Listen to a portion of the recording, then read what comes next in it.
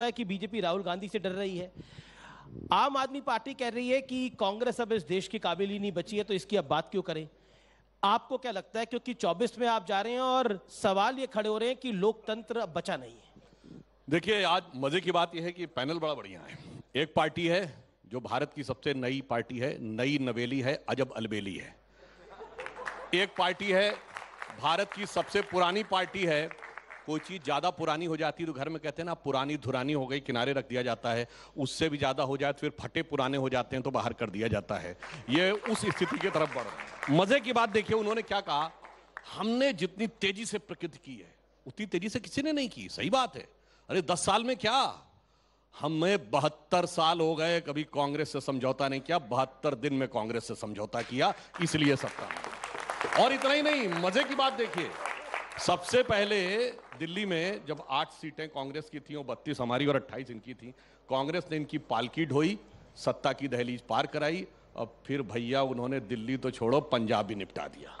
तो इसलिए इन दोनों के बीच का जो आपस का दर्द है, इन्होंने कहा ऐसा एक ऑल्टरनेटिव मॉडल दिया है केजरीवाल जी ने। मुझे तो समझ में नहीं आता, वो ऐसा मॉडल है हर साल अल्टरनेट होता रहता है।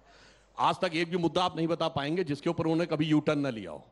मतलब एक स्टैंड, उदाहरण के लिए किसान बिल सबसे पहले पास करने वाली विधानसभा दिल्ली की थी, वापस ले लिया। शराब की पॉलिसी स्टैंड लिया, वापस ले लिया। खैर वो लोकपाल वगैरह टोपी ओपी तो नहीं है, वो तो अलग बात है। इनके साथ क्या है, इनकी दूसरी प्रॉब्लम है। इनके साथ तो वो स्थिति, इनके मॉडल के लिए क्या कहें, वो मुझे 80 के दशक का, 90 के दशक का अपना बचपन का गाना याद आता है, मुझे तो ये लड़का दीवाना लगता है, गाड़ी का कोई मॉडल पुराना लगता है। ये उस मॉडल को चलाने में ही लगे हुए हैं। Now coming to the substantive and serious aspect, the problem is कि दोनों ही, जैसे अभी सुप्रिया जी ने एक अच्छी बात कही कि किसी भी मुद्दे के ऊपर आपकी पोजीशनिंग क्या है, ये आपकी आइडियोलॉजी तय होती। इसलिए मैं पूरी गंभीरता से कह सकता हूं कि 72 सालों में आज तक अपने किसी आइडियोलॉजिकल मुद्दे पे हमने कोई स्टैंड चेंज नहीं किया है। 72 साल से इन लोगों का एक स्टैंड बताइए जो चेंज ना किया हो पिछले 72 इयर्स में इनसे। और 10 साल के अंदर तो इन्होंने जितना चेंज किया है, इनका तो चाल चिंतन चेहरा चरित्र जितना बदला 10 साल में, वो तो भारत की राजनीति में अद्भुत है।